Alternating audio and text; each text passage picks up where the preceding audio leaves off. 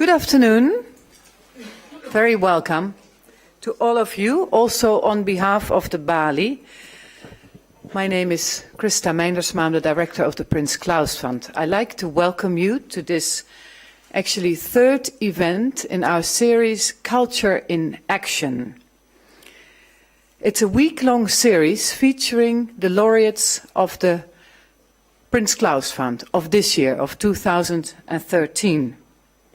And Culture in Action are really daring encounters between our laureates of this year and Dutch artists and intellectuals, talking about the work and the relevance of the work of our laureates.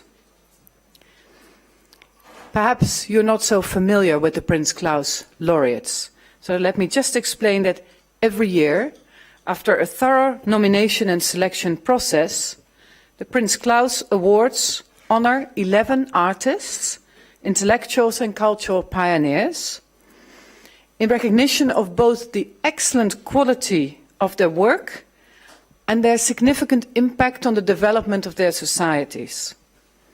The Prince Claus Awards recognize artistic and intellectual qualities, experimentation and innovation, audacity and tenacity, and they seek to foster inspirational leadership and to enhance the impact of cultural expression on societies. And actually, this afternoon here with us are also some of the members of the jury who make this difficult selection every year, and I think particularly this year we really have to compliment them with a beautiful, beautiful list of very, very great laureates.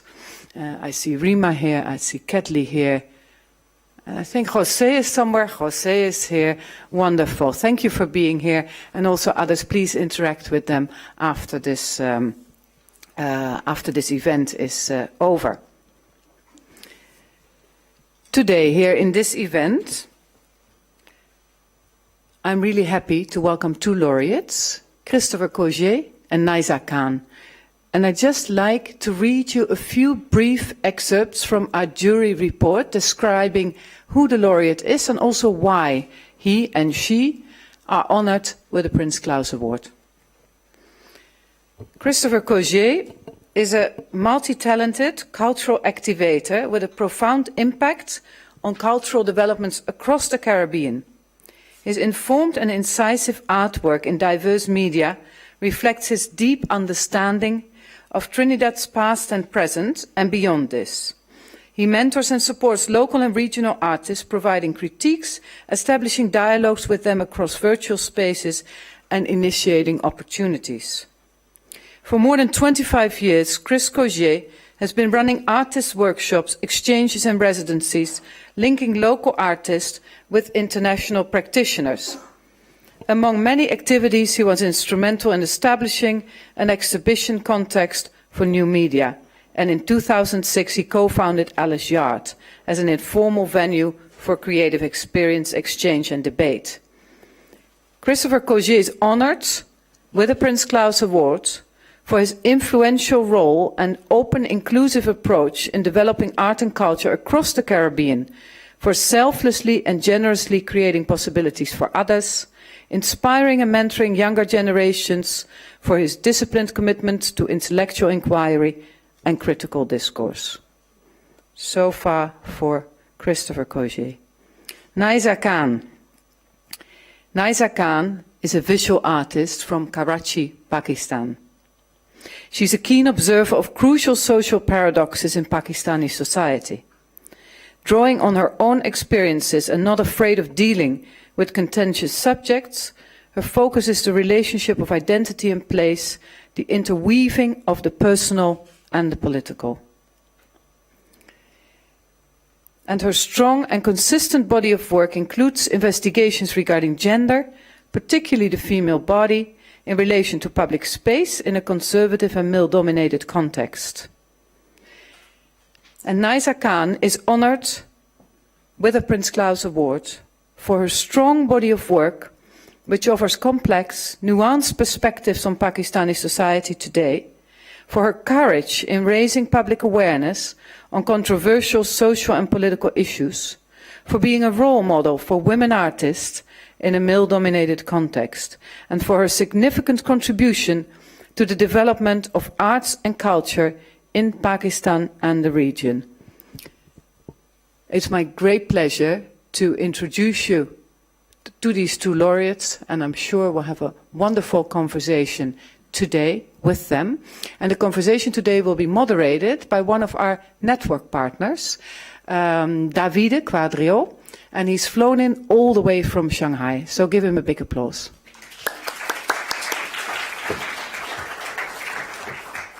Thank you, Krista. Is it on? Yes. So I will navigate through the afternoon today. Of course, Krista already introduced Christopher and Naiza. I want only to just explain how we're going to work out the next hour or so. So we're going to have a little introduction with a video that it was yesterday shown in the award ceremony. So we're going to get a bit on the mood of the work of the two artists. And then we have a presenter, which I'm going to introduce in a moment after the film. So the two sections will be first about Niza Khan, and then the second section will be on Christopher Cozier. And at the end, we're going to have a little panel discussion, which is going to be also open to the public, of course, for questions. And we invited another example of how Naiza and Christopher have been working, but actually coming from the Netherlands. And we're going to see also how, different situation, political, social, and cultural, actually they can be at the center of artist initiatives, but actually how can be changed. And so, to refer to the two examples of you and your work, but also bring into realities in the Netherlands and in Europe in a way I think would be very intriguing. Concerning myself, just to give you a bit of also who I am and why Krista was saying that I come from Shanghai, even though I'm pretty Italian. I'm a network partner for the last 6 years of the Prince Claus, and together with a collective of artists in Shanghai, we've been operating in a not-for-profit space for over 10 years. It actually became then a curatorial platform in 2007 called Arthub Asia. So then you have it. So I think we can actually show Niza Khan a little movie first, and then we can take it from that. Thank you.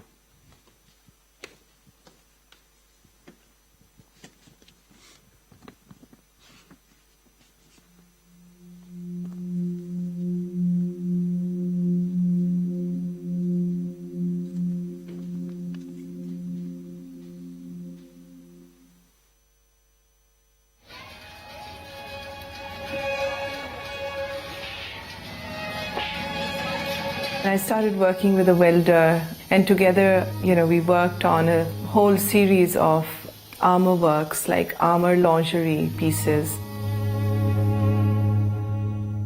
These objects kind of were sitting between a space of seduction as well as protection, as well as war, as well as the fact that the body was kind of pitched, I suppose, pitched in relationship to the social space around it.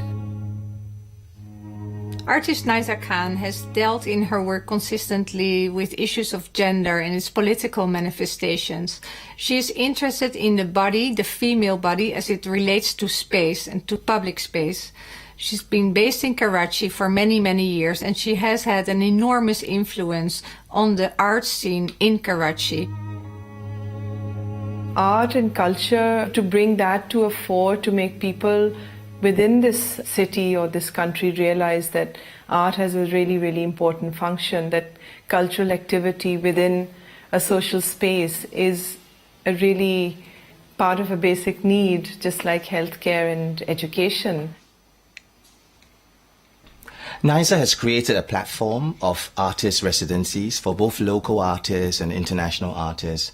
And I find it very impressive because she's opened up this very closed social space of Pakistan.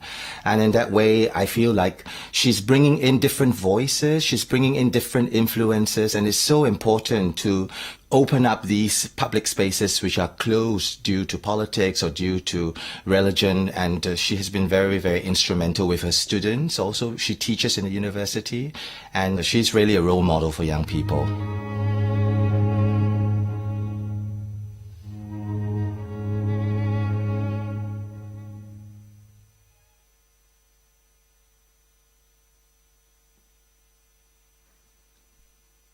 So to take it from there, we have Naima here to, I can say, to move you through all the incredible work that Niza did in the last 20 years or so.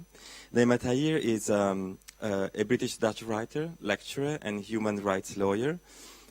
She graduated in Dutch international law at the Leiden University.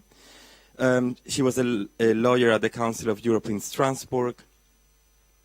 And she wrote numerous books on empowerment of Muslim women, their human rights and reproductive rights, identity, immigration, integration, published in the Netherlands and elsewhere. So it's one of the most important voices of emancipation in Muslim women. And in 2008, Tahir appeared as a guest in the prestigious Dutch television program Zomergasten. So I'm going to ask her to just come on the stage and introduce the work by Niza Khan now. Thank you.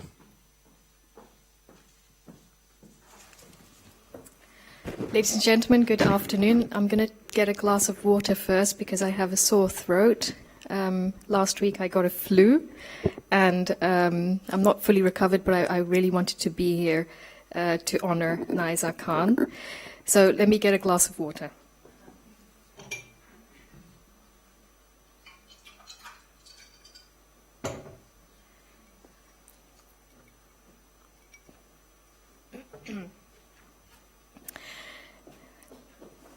Ladies and gentlemen, it's a great pleasure to be here to speak a few words on the Pakistani visual artist Niza Khan. When the Balie, this debating house in Amsterdam, asked me a few months ago to share some of my ideas on the work of Niza Khan, I grabbed the opportunity with both hands. There's a daring and rising art scene in Pakistan, my parents' home country, a country I'm connected to. Art that baffles and surprises and pushes boundaries. When I tell my fellow Dutch friends and colleagues and other people I meet in Europe about this rising art scene in Pakistan, they are left very astonished.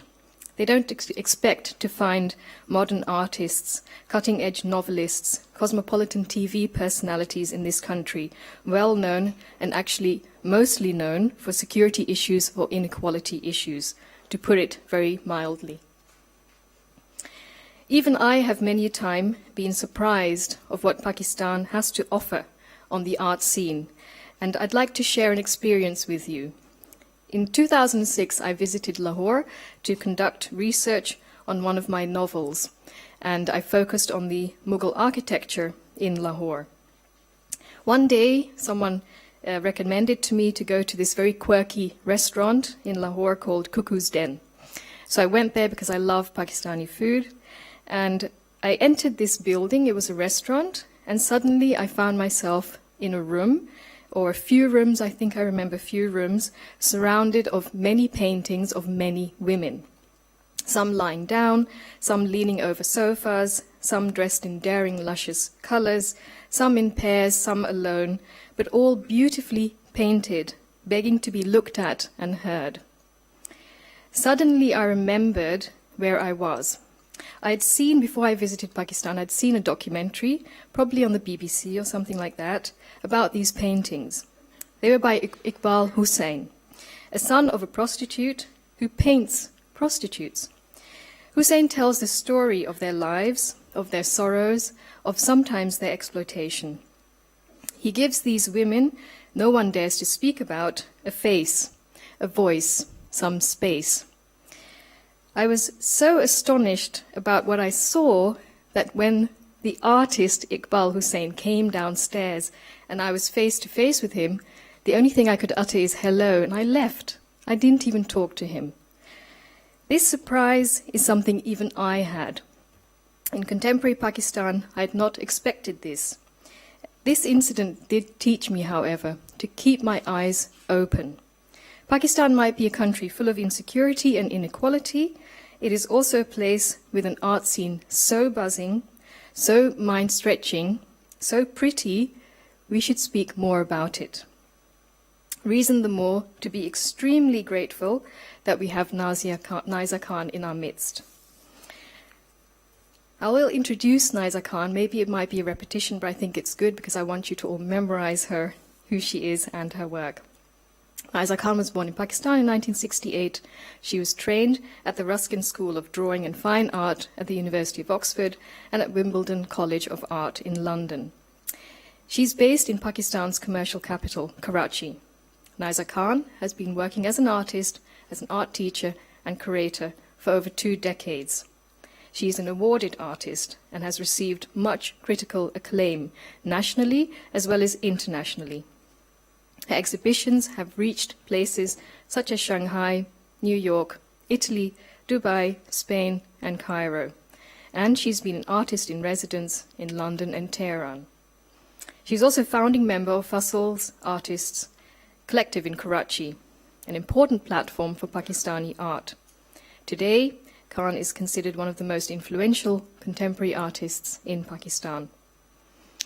When one studies her work, one is struck by many things, by her talent, the beauty of her work, by the peacefulness of her work, but I was mostly struck by her courage, by her immense courage.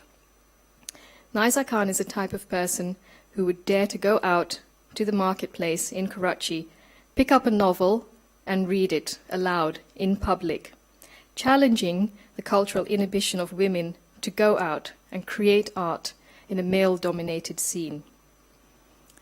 Let's take her series in around 2000 called Henna Hands, mentioned a lot, beautiful piece of work, which focuses on the female body, as does much of Khan's work.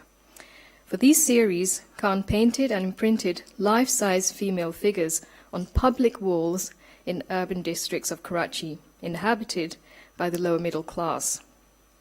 Not only did she bring art to the masses, she brought the female figure out into the public where women's presence is restricted and controlled. Again, remember, it's a male-dominated society. It seems Khan is reclaiming space for women through art. She encourages us to rethink predetermined roles. In her famous 2008 exhibition, Skin She Wears, Khan explores the emotional content of the body through attire. Striking are the steel lingerie sculptures which, without showing the female body, express different identities of the female body. For example, those of being chaste, sensual, controlled, inhibited, or in control. But she is also very much socially engaged with her surroundings and expresses that in her art. Homage of 2009 was a short video in which Khan paints pieces of a demolished school in a light pink, heavenly color, highlighting forced evictions and unjust social hierarchies. And there is much, much, much more, too much to be mentioned here in the short time I have. So I will limit myself and ask some questions to the artist. My ultimate question is, where do you get the courage to make what you make? Because it does take courage to be an artist living in a country such as Pakistan. And secondly, I would really want to know, how has your art helped open the minds of people, not just the intellectual elite or the economic elite, people who are accustomed to art, but people of all classes, people of all cultures, all traditions, men and women, children. How has your art helped open the minds of people? And whatever the answer, Ms. Khan, I will end with saying, I'm so happy that you, Niza Khan, are the artist you are, expressing what you express, and helping create a more humane world. It is oh so necessary and admirable. Thank you.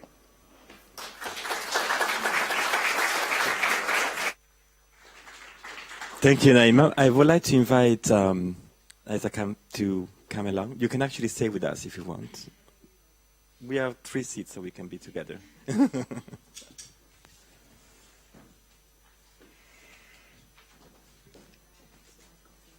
You want some water? The water is there. So I just sit you in the middle, if you don't mind. Sure. The rows between. And I would like to actually take it from where you finished, because I actually have to say that I'm very curious, and I was very honored that the Prince Claus asked me to moderate today, because, of course, coming from the Far East, and I've been, working all the life over there, it's always beautiful actually to get in contact with people I heard of when I know they work out, but we never had the possibility of meeting. So this opportunity is always very beautiful, and even so, you just said that you were in Shanghai last year. We couldn't meet. So it's destiny goes in strange ways. So I would like to talk, and of course we can respond. I would like to hear what you think about where you are at now. As an artist yourself, but also artist who has been so incredibly, as you were saying, connected to society, working with the body, outside the body, within the body. What are you doing now? How you are developing your things? It's also in places like Pakistan, which has been developing, changing in the last 20 years and so. Where you position yourself now, and how you bring your work further, and also which kind of project you're working in right now, which is always beautiful to know where, what you're putting your hands on. Sure. I have 5 minutes to answer that question. You can answer only one of those. One question. No, what you're saying actually makes me think of a lot of things, but what I would say is that I think across a period of 20 years, as I've evolved, I think where I am at now is a really interesting place. It's a very, very beautiful place. I'm kind of feel quite blessed in terms of the work I'm doing, because I'm enjoying it so much. And I think it's sometimes we forget to say that we love what we do as artists or practitioners. It's not an easy space to protect in terms of where one is living. There's a lot of different influences and pressures, whether it's the marketplace, whether it's in terms of sort of unhinging you from the course that you feel you need to pursue, which is often a very, very singular course and not inhabited by many other people around you. But I think what has really encouraged me and inspired me in the last few years has been a kind of growing involvement with a number of people and situations, and I think just the possibility of opening myself up to a kind of flexible approach, I think, to my work, the way I work and the sources of information that I feel I can access. And by that I mean that over the last few years, talking to a historian over a period of time, having conversations about the city in a very, very detailed manner, understanding and learning more about my history, my immediate history, urban history. Also in Manora Island, where I've been working for a number of years, just off the coast of Karachi, talking to people in the community about their life, about this changing social space. At the same time, being able to look at the architectural space, being able to look at the sort of shift of narratives that are around me, and being able to pick those up and bring them into my work So it's been very enriching to take on all these different sources of and carrying them forward and processing them through my work. But I want to refer also to something that happened not long ago, which is only 3 years ago. But the show that you put together at the Mohatta Palace Museum, for instance, you know, how that, you know, the fact that you've been working in the area that you're working, but at the same time then becoming, you know, putting yourself and the artists around you and what you're doing and the attitude that you have toward your art in a complete public eye, you know, so how that, sometimes I think that, especially coming from the West, it's very difficult to understand what it means, you know, to come from what you've been doing into a museum, an official position, which of course some, you know, reinforce you, but also fragilize you, you know. And so how that impacted, if any, and any impact was, you know, coming from that, change your position there, or, you know, or it was an obstacle, not an obstacle, and how, you know, and how you deal with that, because I think it's a very important symbolic passage as well. Yeah, right? it's a symbolic passage for sure. It's a learning curve. I think it's also a very problematic space to occupy as an individual, as an artist, as a practicing artist, to be invited to curate an exhibition in a public museum. And in the context of Karachi, where there has been no large-scale museum show of contemporary art ever. Most of the contemporary art which is shown is within the gallery spaces and the sort of commercial gallery spaces. And so being in this position of power, if you want to put it that way, yes, it is. And it's very enviable.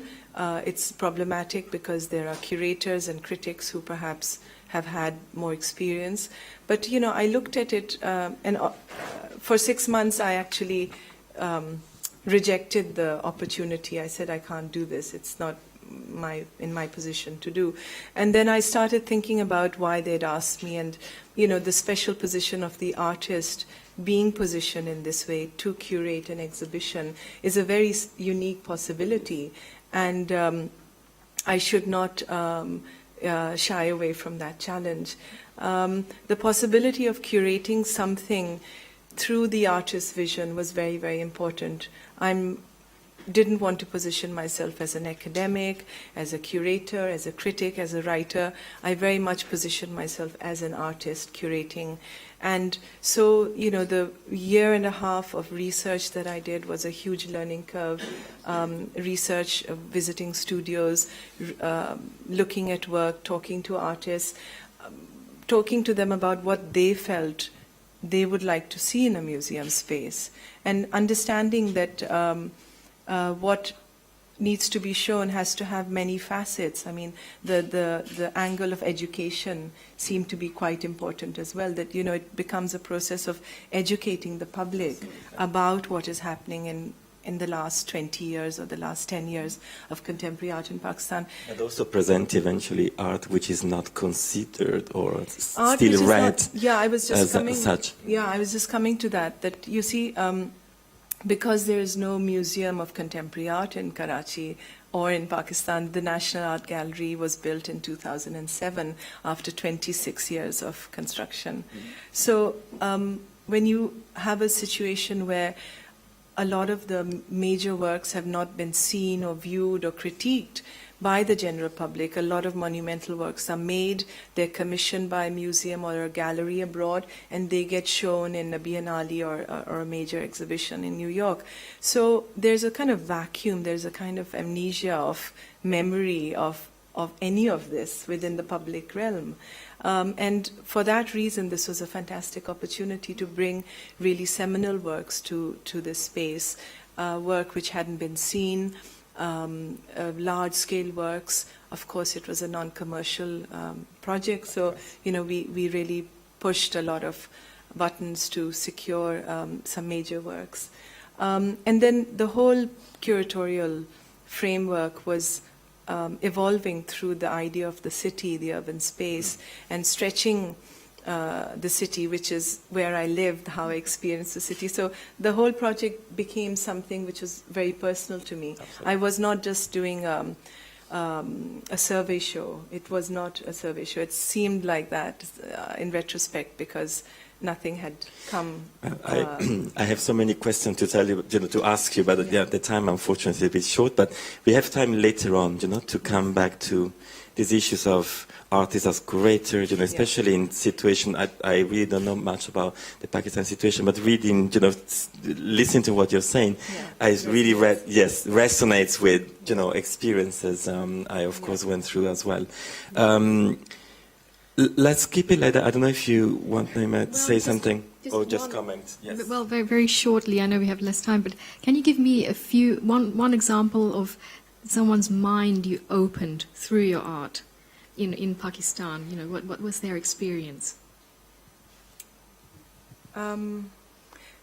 There's an ex-student of mine at the Indus Valley School of Art. She was a young woman who, I think she dropped out of art college in her third year. She fell in love with someone. She married him, had a baby, and dropped out. About 4 or 5 years later, she came back and continued her degree. And at that time, I think it was 2007, so I had shown a body of work with the armor pieces and drawings called Heavenly Ornaments. And she came up to me in college, and she said, I just want to tell you that I really was moved by what you did, and I could relate to the work, and that was very, very nice. I mean, it was really nice to feel that she could relate to the work, and she had a sort of, she was moved by it, and it made a difference, and that she understood it. So I mean, things like that happen suddenly out of the blue. And it's very encouraging, and it's magic. Magic, yes, it's magic. Thank you very much. So we're gonna keep on talking later on. Thank you, Naimita.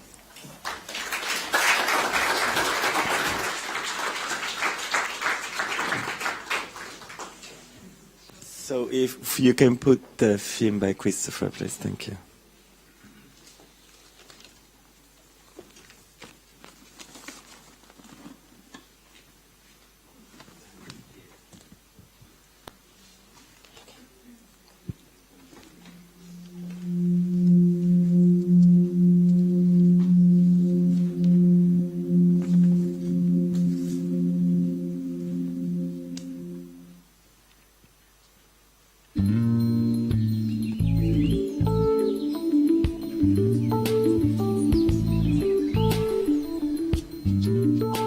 I don't think it means anything to be a contemporary artist in a place like this.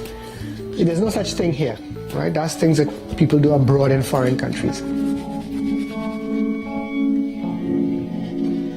Christopher Cozier is a visual artist from Trinidad, and he is challenging with his work the so-called island identity karma, because we Caribbean artists are always facing this identity question: who we are. Are we African? Are we English? Are we French? Are we Indians?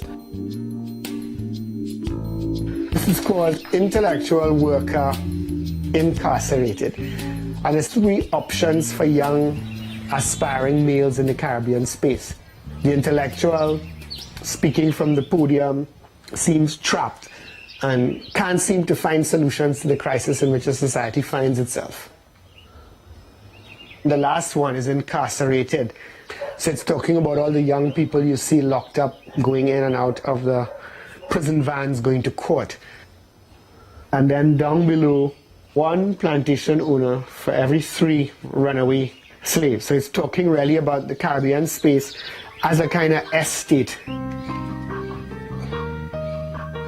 Chris Cozier's commitment to the promotion of Caribbean art and recreation of his identity in the global arena is heroic.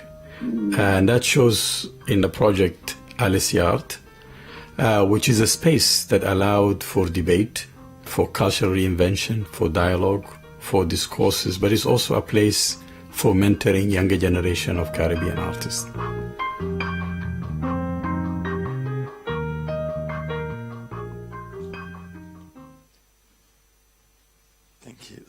to present and to show us the work by Christopher, we have Selena Wendt, who I invite to come to the stage, please. Selena. Selena is an art historian, curator and writer in international arena, and is living in Oslo in Norway. She has created numerous exhibitions, including Shirin Neshat, Beyond Orientalism, Lisa Lowe, Lives in Glass, Gadamer, Reading Between the Threads. Most recently, she created Storytellers, Narratives in International Context, which is now touring in Latin America. And of course, she presented also the work by Christopher Cozier. So thank you to just give a bit of, the reading of the amazing work by Christopher. Thank you. Thank you, Davide. And thank you to the Prince Claus Fund for inviting me here today. It's a great pleasure to be here. I imagine you're as excited as I am to hear the interview between Davide and Christopher, as well as the panel discussion that will follow. So I promise to be brief and as thorough as possible within the short time frame. Having worked with Christopher when he participated in Equatorial Rhythms in 2007, and as a longtime admirer of his work, it is both an honor and a great pleasure to have the opportunity to introduce him to you. Christopher Cozier has been honored with the Prince Claus Award for his ongoing dedication to promoting Caribbean art within a societal context, a commitment that extends beyond his own studio practice into the local community, the entire Caribbean region, and also internationally. In his work as a visual artist, he tends to reflect on what it means to be Trinidadian or Caribbean, while his work as a cultural activist involves a wider discussion of what the Caribbean actually is. He defines the Caribbean as more of a space than a place, a space shaped by ways of seeing and thinking, derived from a collective historical experience, and generously defined as wherever Caribbean people are. Naturally, this involves a multiplicity of stories, journeys, and sensibilities. It stands in distinct contrast to a simplified postcard image of the Caribbean. So for over 25 years, Christopher has been committed to expanding the parameters of Caribbean art practice and its surrounding critical discourse. He has been a major contributor to Small Acts, a Caribbean journal and platform for critical discussion and creativity. He has also been an editorial advisor for Bomb Magazine's America's Issues on several occasions, in 2003, 2004, and 2005. In 2006, he co-founded Alice Yard in Port of Spain, Trinidad, with Nicholas Laughlin and Sean Leonard. Alice Yard thrives as an alternative venue for creative experimentation, a place where music, art, performance, and poetry are all part of a dynamic mix of creative improvisation and exchange. It could almost be described as a continuous, ongoing conversation or dialogue that is being heard beyond the physical site. This is a space where the differentiation between local and global is both highly present and completely invisible. With an international artist residency program and a thriving music scene happening along exhibitions of experimental and contemporary art, Alice Yard is truly a melting pot for cultural creativity in the widest and most vibrant sense of the term. Christopher's advocacy of Caribbean art on a global level has also translated beautifully to his role as a curator. He co-curated Paramaribo's Span in 2010. He worked with Tatiana Flores on Wrestling with the Image, shown at the Art Museum of the Americas in Washington, D.C. in 2011. And currently, he is Satellite Advisory Curator for Site Santa Fe, 2014. There is so much to say about Christopher's work as a cultural leader, but I would also like to say a few words about his artistic practice, as there is a very distinct and relevant parallel between the two. Christopher works in a variety of media, including drawing, printmaking, sound, and installation, and has exhibited all over the world, from Copenhagen to Havana, and exhibited in museums including the Brooklyn Museum, the Tate Museum, and the Museum of Art and Design in New York, just to name a few.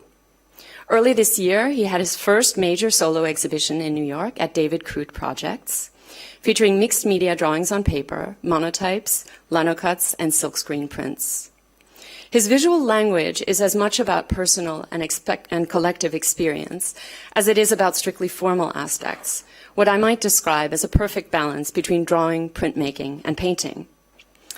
An important aspect of the exhibition at David Crute Projects involved a repeated geometric pattern that brings to mind the breeze bricks familiar to anyone who has traveled to the Caribbean or anywhere elsewhere in the tropics. These sort of decorative open bricks are typically used to open and ventilate space without containing it, functioning as a powerful symbol that relates to notions of possibility and longing for those in political and societal transition anywhere in the world. And this, to me, is the magic of Christopher's work, his ability to transform something as mundane as a brick into imagery that has tremendous theoretical, political, and visual impact.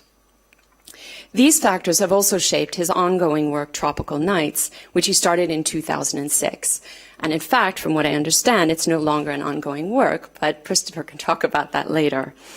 I would like to mention it at any rate, because I think it is it's a very good example of his work overall. The works in Tropical Nights include works on paper that vary in number with each new exhibition.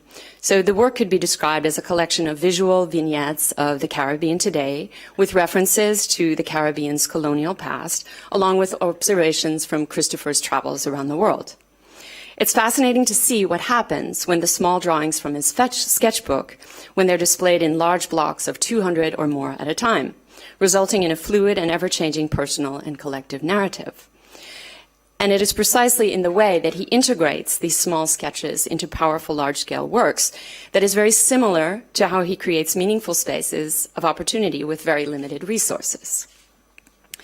In general terms, Christopher's work investigates the problematic space of post-independence Trinidad. He addresses notions of how symbols of power both remain and change with time. He also unveils the complex narratives of economic and societal development and the loss of history and culture to commercial expansion. Christopher is, above all, engaged in an ongoing critical discourse that is solidly anchored in his visual vocabulary. The narratives that unfold in works such as Tropical Nights reveal that Christopher is never afraid to question himself or others, and is always prepared to make new discoveries along the way about who he is and where he is, and what it means to be who he is and where he is at this particular point in time. Even more importantly, how that also pertains to those around him. In my written laudation for Christopher, my focus was on how he widened the discourse about Caribbean contemporary art. The first time I met Christopher was in conjunction with the exhibition Equatorial Rhythms at the Stedelijk Museum in Oslo. His installation sound system fit beautifully into the context of an exhibition that featured visual artists who were strongly inspired by music. The entire time we were installing the work, he had me engaged in a captivating conversation that has stuck in my mind ever since. Naturally, the conversation wasn't so much about his own work. Rather, it was about the people he was working with and collaborating with at the time. I was really struck by the extent to which Christopher's level of engagement extended far beyond the walls of his installation, which is perfectly in keeping with his overall approach to contemporary art practice. Christopher has truly succeeded in changing the discourse about Caribbean contemporary art through an inclusive approach that invariably involves others in fruitful dialogues, exchanges, and collaborations. He has a rare talent for turning academic conversation into real change on the grassroots level, and the results are seen in innovative platforms for artistic creativity and intellectual exchange. Throughout his practice as an artist, writer, curator, or cultural advocate, there's one question that keeps popping up. What is the Caribbean? Christopher explains that the Caribbean is a critical space shaped by wherever Caribbean people are. That is about who is looking and who is concerned about this space and what it has to offer. Christopher has managed to create the kind of ideological and physical spaces that have changed the balance of the equation in regards to who is included and who is excluded from the wider context of Caribbean contemporary art. I believe that I speak on behalf of everyone that is familiar with Christopher's achievements when I say that we are paying attention to what you are saying and what you are doing and truly admire what you have achieved so far. Thank you. Stay here. And Christopher, if you want to come up, we have a moment. Please. Or stay closer, maybe? Yes. Thank you. Yeah, go ahead. No worries. I'll be. We might need a drink. So while you dropping a bit of water in your glass, of course, so many questions popped in my mind. But I was thinking when you were presenting, like how many times Caribbean was said, and and in the sense that thinking about also what Naiza was saying about this kind of beautiful but discomforting feeling of curating, a show on Pakistani contemporary art. To be Christopher, and also to be somehow in the position of being a critical figure in what Caribbean art is being also somehow exhibited abroad, on all that you carry through that, but also in relationship with the fact that for instance, with Alice Yard, you completely rooted in the Trinidad situation, but at the same time you continue reaching out this kind of movements that link your practice, from the locality to the international thing. So this responsibility somehow, as an artist and curator and writer, to have that kind of role of representing something. How do you live that? Is it clear? I don't know, is it a bit too much, or No, not I mean, interesting at all? I think in some way, I see the making of visual things as a critical practice. I think all artists see themselves within a certain kind of history or dialogue as when they proceed to make something. Not every artist may choose to express it, Absolutely. But I think, once you're serious about your practice, you're kind of thinking about where is this gesture located, because that defines its purpose and its meaning, and, the outcomes of doing it in the first place. So I think maybe it's just the nature of the context within which I find myself, that some of the other elements that an artist in another circumstance may not feel compelled to do, because there may be more institutional frameworks. I think sometimes artists working in places like, say, here, there's this kind of notion that there is a history within which my work resides, Yes. which removes a certain requirement to express that, or, while in my context there is a sense that all of these, not that it's anxiously engaged, but it seems necessary, to kind of to sort of openly express this concern with trajectories and dialogues that surround it, and so on. So that's my way of, if that makes any sense. It does make sense, but it's interesting at the same time to be in a position. This also, when I listen to presentation about, in my case, Chinese artists, this idea of China, this exotism about China. When you're from that part of the world and you see what is happening, what is shown, for instance, in Europe or in the States, there is always this kind of strange feeling about that. The power of representations of somewhere else, comes in shape, in another reality, and usually, I don't know, maybe it doesn't have to be, but for me, very often I have this kind of contrast in what I've seen and what is relevant and why it's relevant, to show that Chineseness, let's say, in a certain context. So do you have that feeling when you see exhibitions that deal with Caribbean art or with your own art as well? Well, overwhelmingly so. Because the Caribbean is a place that is so overdetermined. When people think the Caribbean, you just have to be on a subway or look through a magazine. Every ad shows you swinging coconut trees, smiling, helpful black bodies. So, and it's a kind of place where people go to, from the very beginning, I once read this, I hate to do this, but, a thing about Columbus, But in a strange way, that's the first kind of expression of the problematic. He came, he saw one thing, he called it another thing because it was expedient for him to do so, and he got lots of money. There was a queen back there was saying, I'll give you money if you find X. He comes, he finds one thing, he calls it something else, and gets lots of money. And in some ways, in the Caribbean, you know, there are all these institutions, and right now there's money to talk about the Caribbean. But the Caribbean person is not important to that conversation. These institutions are paying themselves to perpetuate these ideas. And we are locked in this constant negotiation. And that defines our history. So, you know, it's not new, you know. People crossed the Tropic of Cancer in the 18th century and baptized themselves, became new people. It's a really fascinating story. You know, we could go on and on, but I think most of you understand that. You know? Yes. Yeah. And we can actually keep on talking about that later on, but I want to see, Celine, do you have any urgent questions you want to ask Christopher before we... Well, we just came back from Miami, and you had a wonderful new work that was shown there. Maybe you'd like to say something about that. Or maybe not.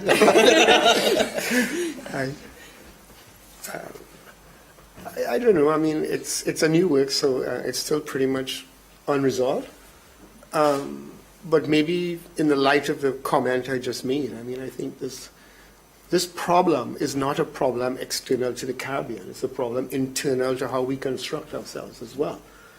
So the project I did in Miami is called The Arrest. And it's about popular music in the Caribbean. It always says, put your hand in the air, you know, jump to the right, jump to the left. You know, we hear it on the radio. And then there's the gift of oil. You know, Trinidad, unlike some of the other Caribbean islands, you know, it's an oil economy. So it's suffering from all of the problems that countries like Venezuela, countries like Saudi Arabia, countries like Nigeria suffer from, in which there's an excess of cash flow, which in essence should provide, you know, the kind of development that we all talk about, but in the sense it creates something else, a kind of culture of excess and violence and suppression. That, you know, so in a way the arrest for me is not just the song and the enticements to jump around, into, you know, but also the kind of the arrest of the social condition, you know, and so it's a kind of an ironic work, and I'm still processing my way through it, you know. So now we're going to bring the two reality. I invite actually Niza Khan to come to the stage, and if you don't mind, you to just leave the I would like to invite the last guest of today. This Aukje Dekker. Aukje Dekker is graduated with honors from the Gerrit Rietveld Academy in 2006. She's an artist working with different media. And she's been invited just because she's been working in a very similar sort of area of the two artists here. And she's a founder of Eddie the Eagle Museum in Amsterdam. So I invite you to come and maybe to introduce a bit yourself first about the recent activities, and we can open, you know, to discussion. To you or to you? To them. Yes, so my name is Aukje Dekker, and I first of all, I didn't completely understood why I was invited, but I think it is because I'm a visual artist as well, like they are, but I also started a museum here. And also I want to say I did Central St. Martin's of Art in London, and I think you know Cozier and Davide as well? Yes, because through Facebook you can always see who you have as friends in common. I thought, hey, nice. But the thing is that, of course, Holland is a very different political field than Trinidad or Pakistan. But what we try to do with the museum is, in a way, have a sort of build something that you don't have to wait for others, but that you can just do yourself what you want to do. Because there's also something going on in Holland in the art discourse. It's very different than there, but it's there's also people are afraid, or it's very much about prestige. And we try to combine with the museum everything that is fearless, because Eddie the Eagle is basically the worst ski jumper we have all known. He became always last at every Olympic game, but he's still known for his art of failure. He was not afraid to fail. And that's what we try with the museum. We are not busy with the young and upcoming. We present people who are already 50 and have been working in IT business forever, but start to photograph dead animals, for example. We say, come on, come here, show it. So we always try to find a space where people can not be afraid and experiment, because we think that lacks a little bit. Interesting. Yeah? Yes, very good. Very well done. So we can start from here. We can also open to the discussion and questions to everybody. So we have 3 very different backgrounds, geographies, very similar trajectories, but with very different meanings as well. What they do, how they react to their own situation. I think both from the side of being an artist and being curating, I wouldn't say we were talking before about activator, activist, then I don't know if you want to tap on that, but it's also true that through the work that you're doing, you become political in many ways, that it's not only about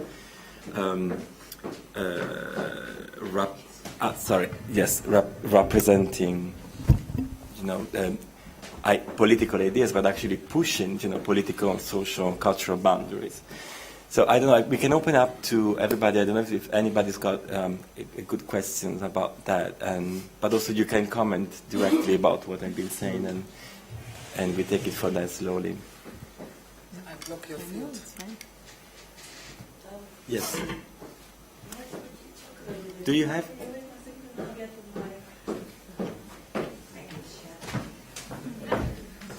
Do you want to get this mic and then we use this one? It's okay. Because we film it, so people at home can also. Niza, would you talk a little bit about your work on sort of the urban history or buried history of Karachi? I'd just like to hear a bit more about that. I think it's much more the recent history, and it's through the recent changes in the city that have led me to look at, perhaps colonial history or pre and post.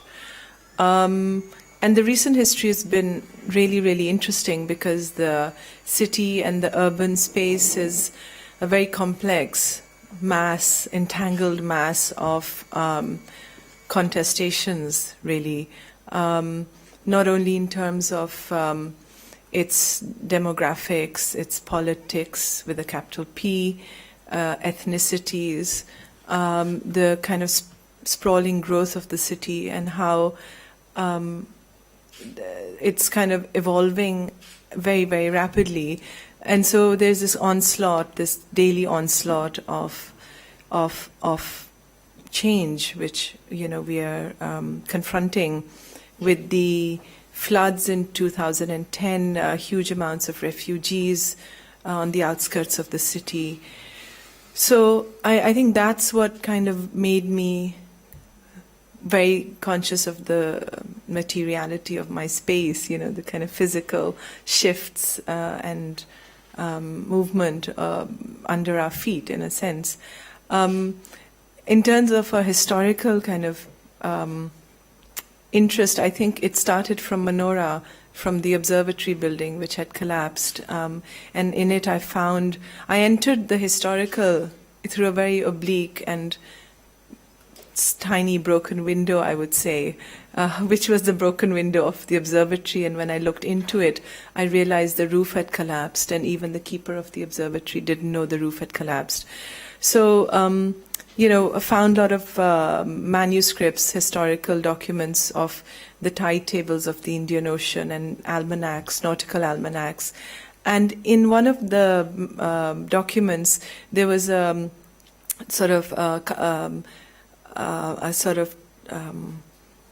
whole charting of the weather. So I entered the historical angles through looking at weather reports from 1939, which was pre-partition. So it was British India that I was looking at. And so that's how I kind of stumbled into this arena where I found myself in a place pre-partition where suddenly the map that was in front of me through the sort of classification of the weather, which the British were so obsessed with classification, and the colonial project, the imperial project, was always charting everything to the minutest detail. So looking at the weather and storms and loss of life, loss of birds, loss of crops, from Chittagong to Lahore to Sakkar, across a map which now obviously had certain boundaries on it. So that kind of completely catapulted me into what I'm thinking about now, and I'm looking at my city through the weather, which is a kind of bizarre position to be in, but it's a really intriguing and beautiful place to be in, because I realize I'm drawing these big maps, but they're actually dust storms. They actually are dust storms, which is what the city is enveloped in. And so when I read a report by a soldier from 1843, and he's writing about the dust storms in the city in 1843, and I realize this is really what it's still like, in a sense. I don't know if that answers your question. See everything from the top. Yes, yes. I'm working on the drawings from the top, these large drawings. Fantastic. Yeah. Any other? Yes, please. It's not a question, but it's another request, I'm afraid, for Naiza. I've known you for about 4 years now, but there's lots of elements in the conversations we've had which we've not touched on this afternoon, which I think is the degree of violence that surrounds the work that you produce, the society that you're producing the work in. It's not unusual for you to say something like, I haven't got the images to you because there's been a huge explosion and I can't get the... Yeah. It's a very good excuse. It's very difficult, very difficult to answer that one. But also Yeah. there are problems with electricity, there's problems with flooding as well. And I wondered if you just touch on that just a little to put your work in context in that way.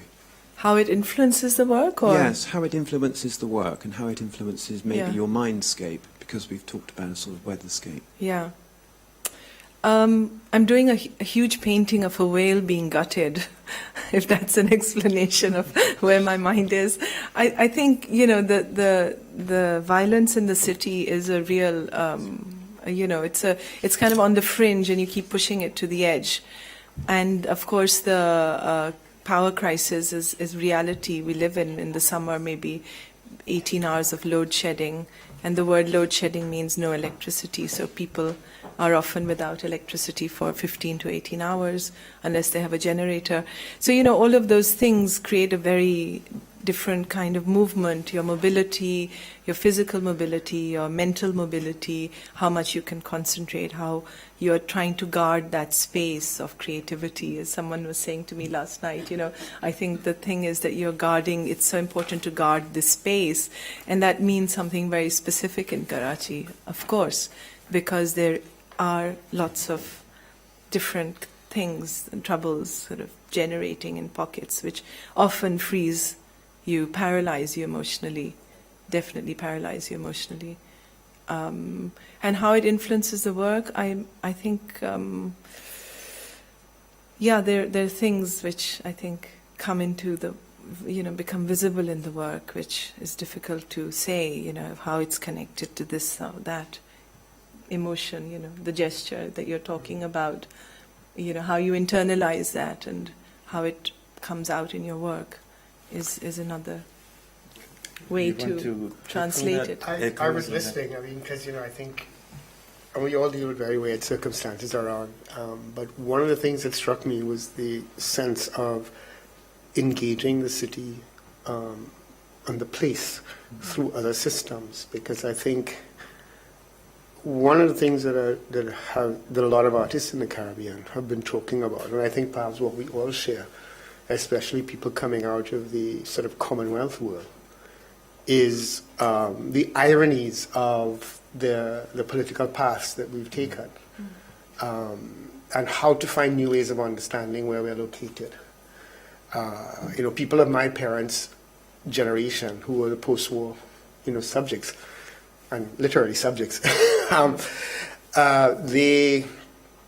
you can find a person that will be born in Port of Spain who would go to a high school in Georgetown and end up teaching in a technical college in Lagos or some other part of that sort of landscape. While in the post-war period, as it evolved into sort of independent nation states, we all have passports now.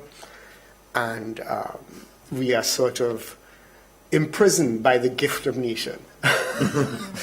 or this, so this, you know, and it becomes, so I think one of the things that's fascinating to me about a lot of contemporary artists in the places that we are operating now is that we are trying to dismantle this notion of nation and what it has, the gift or the you know, this prize.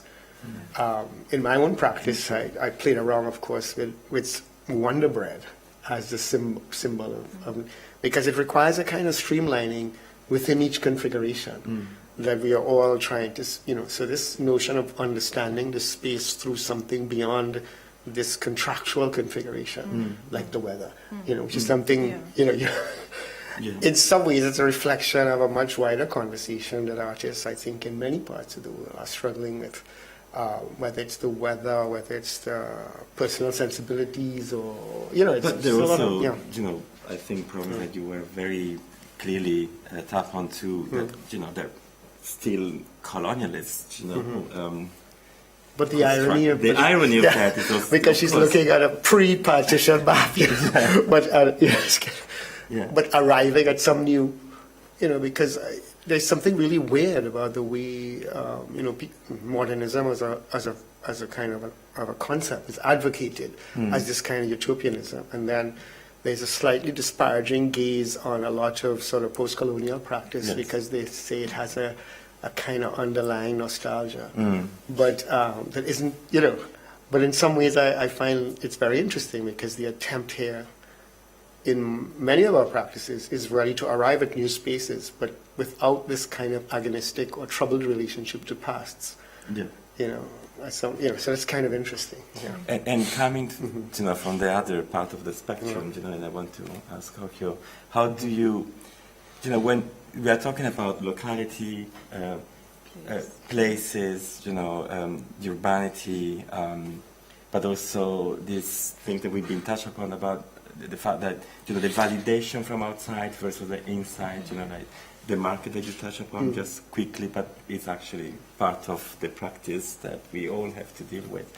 And then coming from Amsterdam, you were, you know, saying that it's actually a very cultural-driven, you know, there is everything and more that, you know, we can, even from me coming from Shanghai, we can dream of, you know, like even to come to the Balie for me is amazing, you know, like the energy, the fact that there are so many people happening things, films, you know, it's really, you know, amazing, and it's such an incredible gift to have that, you know, and so for you operating in this kind of context, to have, in a weird and also ironic way, you know, to have the courage to put yourself in this kind of arena and to try to find your identity, you know, which kind of identity are you working on, and how you actually tap upon the urbanity of this city, you know, as well, you know, where you position yourself, why you position physically, eventually, you know, the museum in that condition, and why you want to work in that kind of direction. Is that too much? Yes, no, it's much. I do say also that it's not. Yeah. It's maybe not relevant, but I'm a little bit hearing impaired, so sometimes I have a lot of difficulties understand exactly what you say. So maybe I repeat what you already said, or. But I think yes, Holland is super free, and art is always a way of freedom, and it's much easier here than there. So in that sense, there's no comparison. But on the other hand, it's sometimes also difficult, because what is the meaning then of art? And sometimes that gets a bit lost in especially countries that are subsidized a lot, because then the artist, what is the role of an artist? Because it has been back in the days like parallel to society, and now it became so within society that it is hand in hand. And as an artist, if you want to have the money, it's not anymore like Peggy Guggenheim, I give you 150 euros a week and you make something, but it is write already how many foreigners you think will come to your exhibition, write a statement months in advance about what it's going to be. So in that sense, also on the good things, there is a downside to that, and that is that art is basically not free, because it is so free.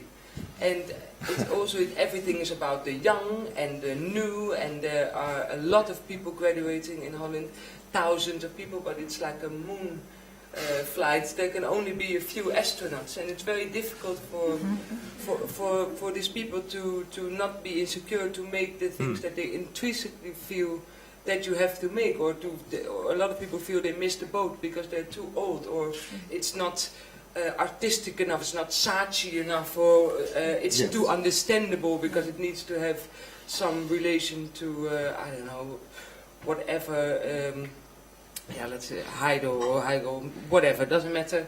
There is like a realm, and you need to fit in that kind of, and I think it's also quite important to fail, to just experiment. Oh, I like that a lot. Actually, one of the first publications that we did with our art space back in the days was actually an art center which failed, and kept on failing, and I think it talks about what you're saying. It's actually always to be able also to have this kind of self-criticality that actually allows you to go on and to have, to position yourself despite, the constructed realities that are actually related to the fact that artists need, you graduate, you become an artist, and and then you have the career which is from this gallery to another gallery, then the music, And so to position yourself, I'm really fascinated to come and see also what you do, because I didn't so far, I just arrived, but it's fascinating what you're saying, that somehow,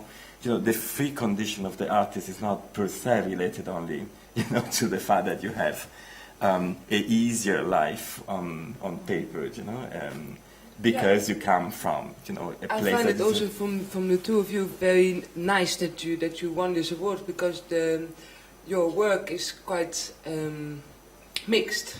It's not so typical, like, oh, this is, especially with your work, it can be anything, and every media, and it's a lot of times that people find that difficult to frame.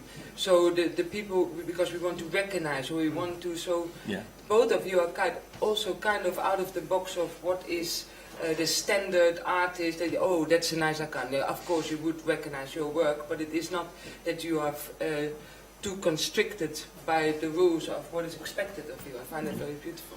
Anybody wants to comment on this? Because I think it's a very beautiful comment about the fact that, art can be actually, not only its style, but it's an expression that it can actually go wherever you want to bring your expression to. Any questions, or also for Christopher eventually? I wanted to comment about this idea of the establishment and working beyond the museum structure and evolving something which is independent of the kind of funding and the pressures of accounting, ticking those boxes.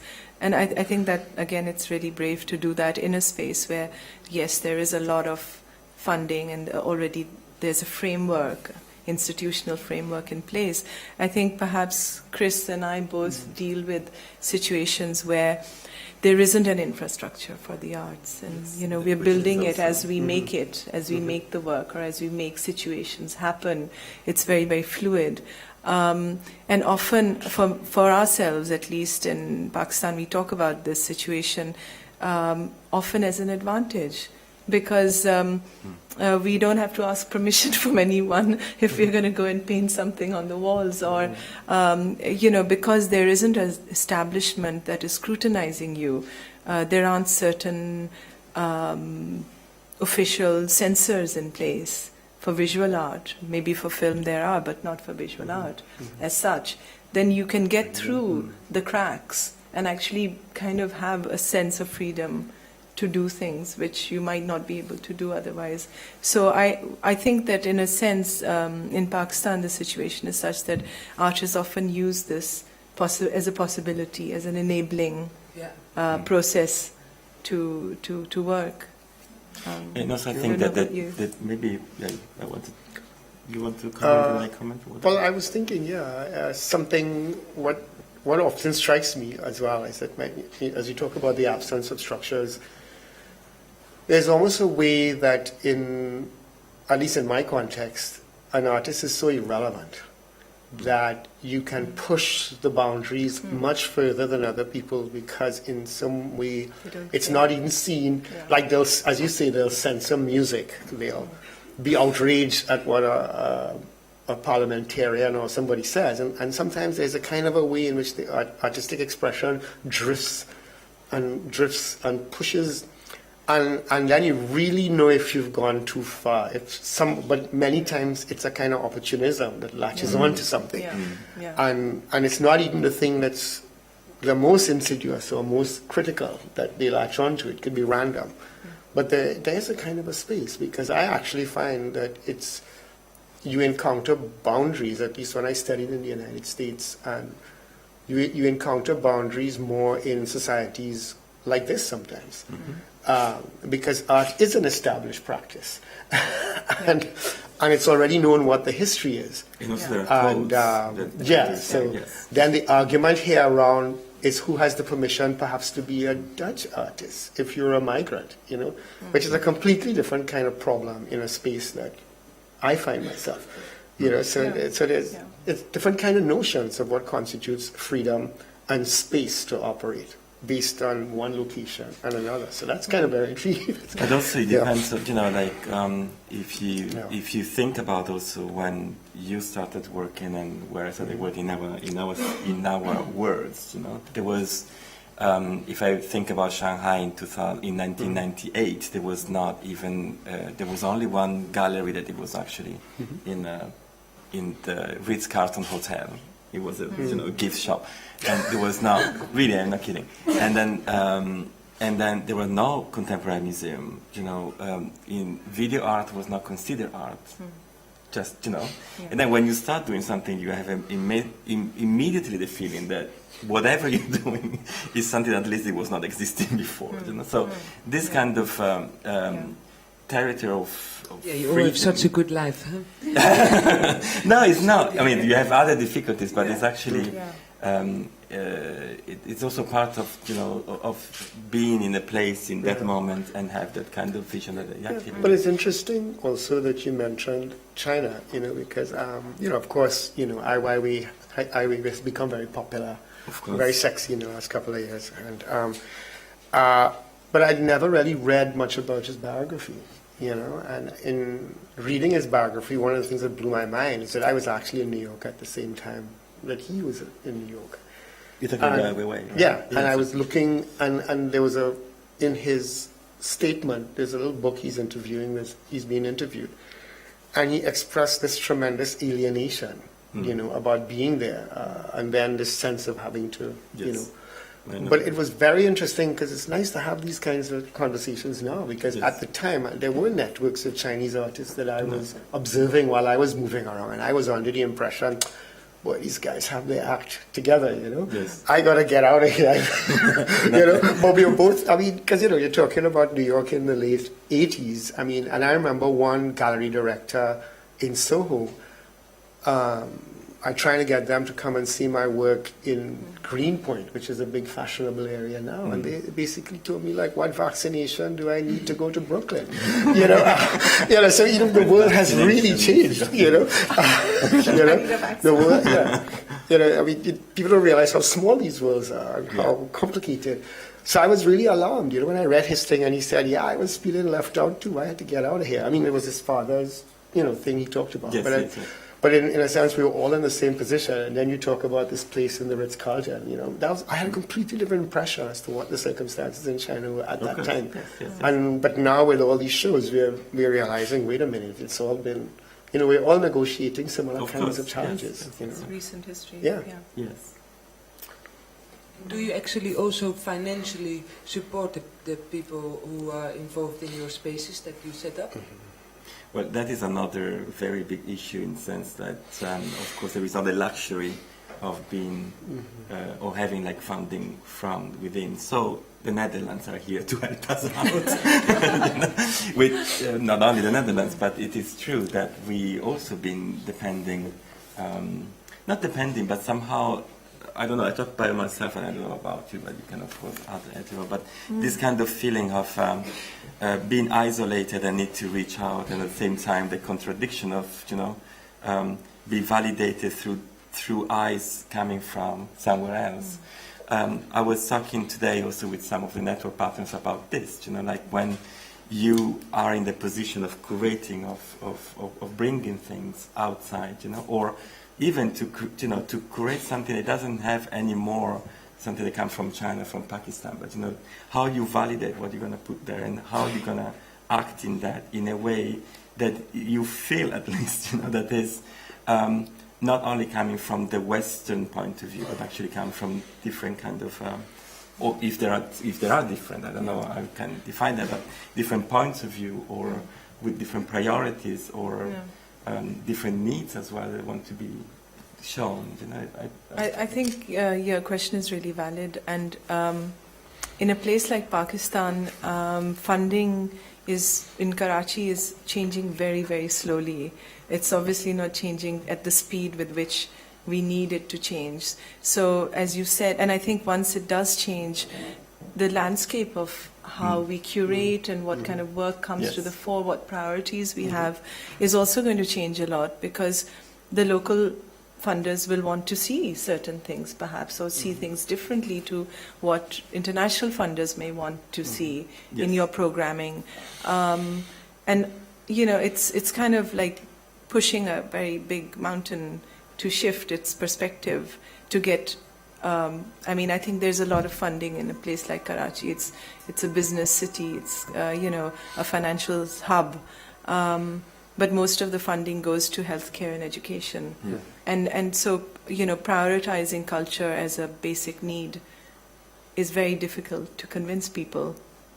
So there are not enough interlocutors between the artist community and the business community, and but this can also change very quick. But it can also, because quickly, in China, for instance, as you know, the speed is actually extremely, extremely high. So you have a change of generation every 5 years, basically. So what you're saying, it was like that until 2005, and then out of the sudden moved in 6 months. Really, it was really like monthly. You could see it, from a sort of growing organically. Talking about also the art system. The culture practitioners, and there was this kind of system growing somehow in a sort of very powerful way. And then out of the sudden, the market kicked in, and then everything changed immediately, like in 6 months. So that also can happen. So it needs to be, and of course left a lot of people completely confused, and shaken, and it was complicated.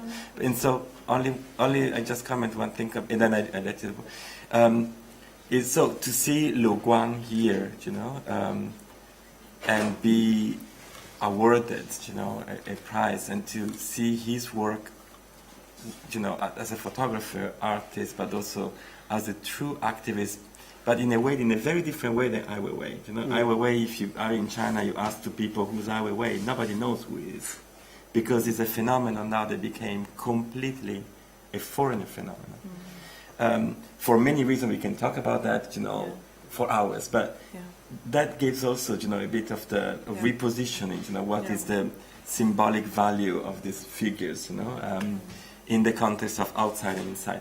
And to see Lu Guang to do that work that he's doing, and to be able to have a sort of contract with the government to make things changing, is for me extremely bizarre and inspiring at the same time, because I know how complicated and full of conflicts can be. So, sorry, just a comment. You can talk about that. I just wanted to ask Christopher if you could explain a little bit about this theme in, out of Trinidad and in the surrounding of the Caribbean, with Alice's Yard, and, the interaction, you starting in Trinidad, and then how you interact with the other Caribbean countries or islands.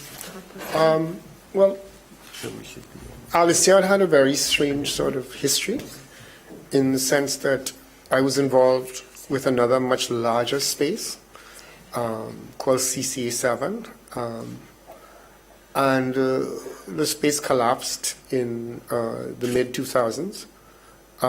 It's a kind of study and development things, In other words, you build this space that's too large, and you kind of go into these dependency relationships in order to administratively operate. And then suddenly you find you are sort of driven by the funding, and then you forgot why you came into existence in the first place. And so there's a sort of a way in which when that happened, a kind of vacuum manifested itself. And how Alessiad began is a group of young artists were looking for a place to do a video installation. And the property belongs to a friend of mine, and it was underutilized. And he went in the backyard and dug out, he called a truck and dumped everything. It was like old gardening equipment and things that his family was dumping. And the artist wanted a kind of old, broken down, moldy place to do a very specific kind of video installation. And right around that time, a young musician had a band, and the neighbors were calling the police because, the music was too loud, and 100 other things. And before we knew it, in the space of 1 month, what was a broken down backyard behind a 1930s domestic property that belonged to my friend's great-grandmother became a place where artists now said, oh, well, can we do more video work in that space? Oh, can we use that as a rehearsal space? And a group of designers started meeting there every day in their lunchtime to talk, because it was close to where their, design practice was. And then Sean, being an architect, he always says that he sees architecture as sort of creating spaces for social interaction. So he's not an edifice-driven architect, if that makes any sense. and the writer, Nicholas Laughlin, is one of the pioneers of blogging. He's a major editor and so on of one of the major, and we started, and next thing you know, in the space of like 2 months, people started using the space, and we who had never really worked together just found ourselves rolling up our sleeves, and because people wanted to do things, and we empathized with that, and then because this generation, most of the people that use the space are much younger than myself, are sort of very active on Facebook and all of these networks. So suddenly the network went beyond the physical space to the larger region. And then artists from other parts of the region and in the diaspora it became a platform for them to come in. And so it wasn't like we founded a space and then we're trying to find people, it's like the space just manifested itself, and then we had to catch up with this desire, this need.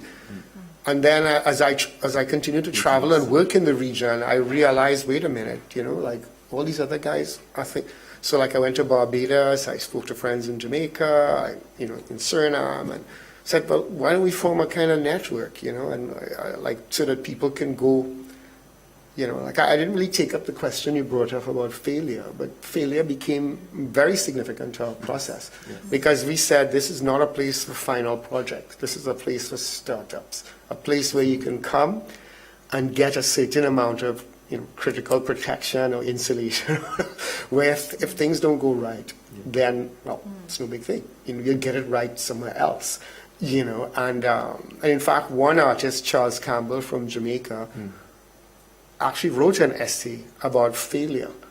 It's called Failure in the Yard, and we've published it on our website, because he came with a list of expectations. None were fulfilled. But so many things happened because of the network that his project took on a completely different direction, meaning, and shape, which has now catapulted him into a range of other shows in other parts of the world. And I take it from here because I think it's beautiful that we finish with failure. The benefits of failure. The benefits of failures are beautiful, so don't be scared. It's part of the game, and it's also part of the necessity or the end of the necessity. Sometimes you also need to say stop to things that you're doing, or to change it drastically. And because if they don't respond to a need anymore, which can be personal or the people that surround the project that you're dealing with, that can happen. Before we finish, because I've been told that the time fortunately is up. I would like to just to communicate to everybody that the student by Naima, actually, from the Bachelor course of Human Rights and World Religions from the University College Roosevelt in Middelburg in the Netherlands, wrote a series of questions, which unfortunately we don't have the time to go through all, but I wanted to, because I think it's funny, and from the failure to a possible failure, what would your art look like if you were born as a man, Naiza? Is one of the questions I think is fun. Maybe we can talk about that while we meet with everybody. I'd be Jeff Koons, obviously. Thank you very much, everybody. Thank you for... Thanks a lot. Is that a little googly you're giving me in the end? Do you like it? No.